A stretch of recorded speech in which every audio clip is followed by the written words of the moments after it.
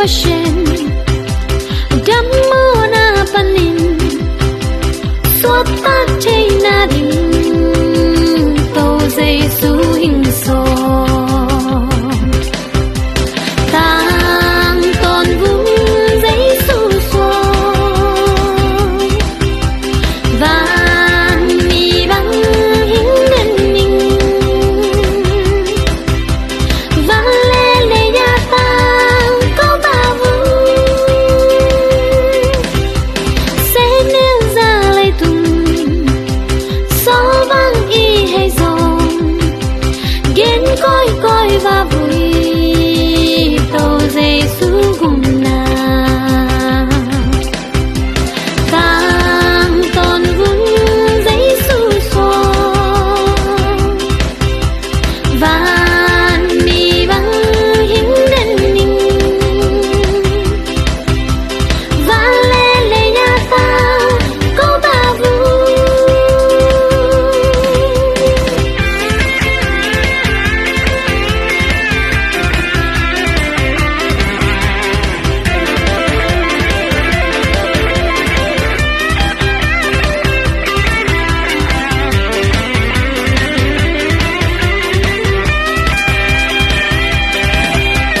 Vang lây chim passion Dhammo na panin Swata chay na din To zay su hình so Tang ton vung zay su so Van mi băng hình nên ninh Van lê lê ya tang câu ba vung Sẽ nêu ra lấy tung So vang y hay dòng Ghen coi coi và vui Tàu dây su gùng na Tang ton vung dây su so Van mi băng hình nên ninh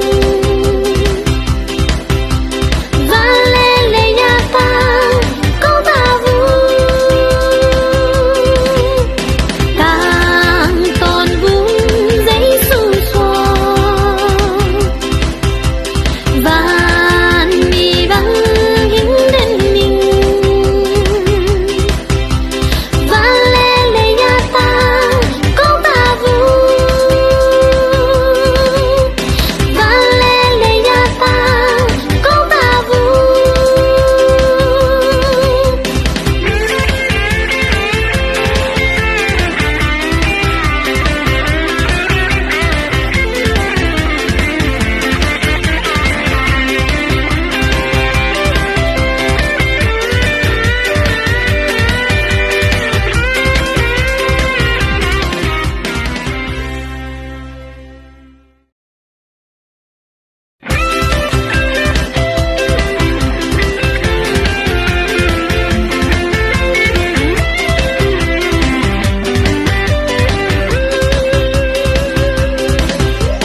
Vang lây chim passion Dhammo na panin Swata chay na din To zay su hình so Tang ton vung dây su so Van mi băng hình nên ninh Van lê lê ya tang câu ba vung Sẽ nêu ra lấy tung So vang y hay dòng Ghen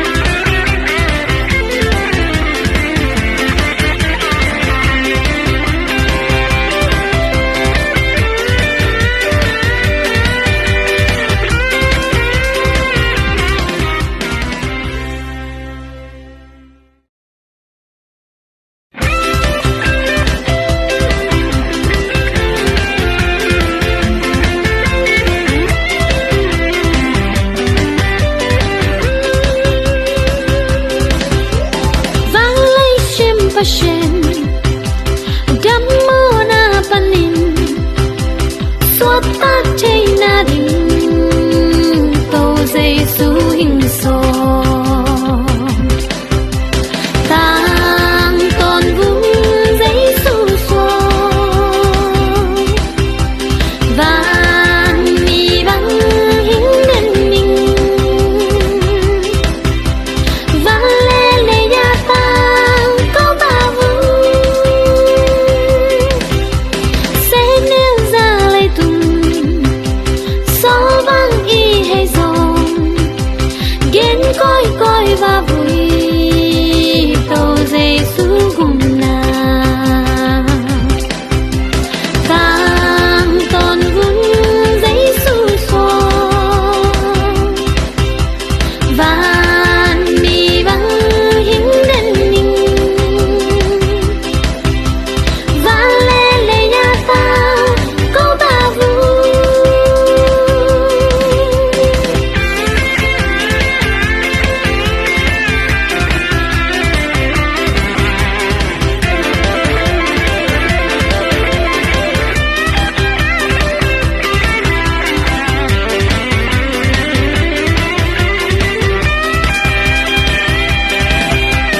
Vang lấy chim passion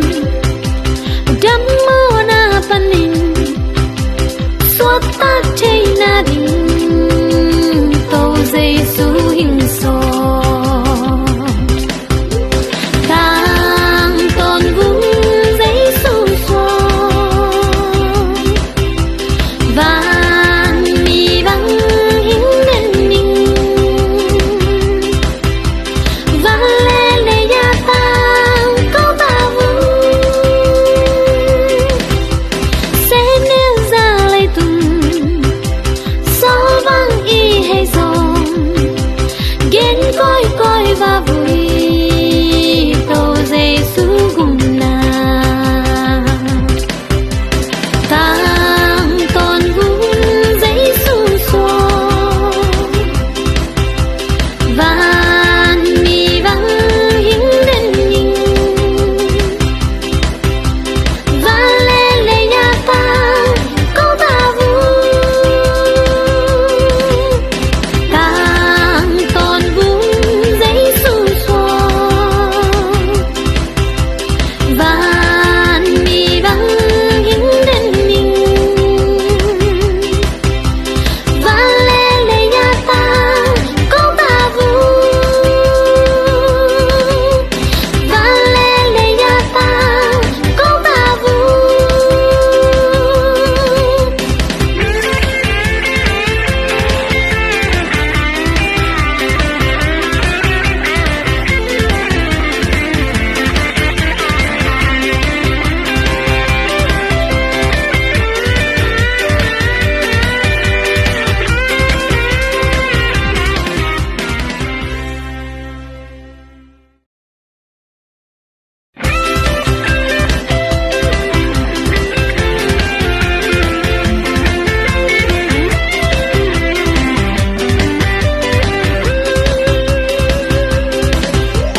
Vang lấy chim passion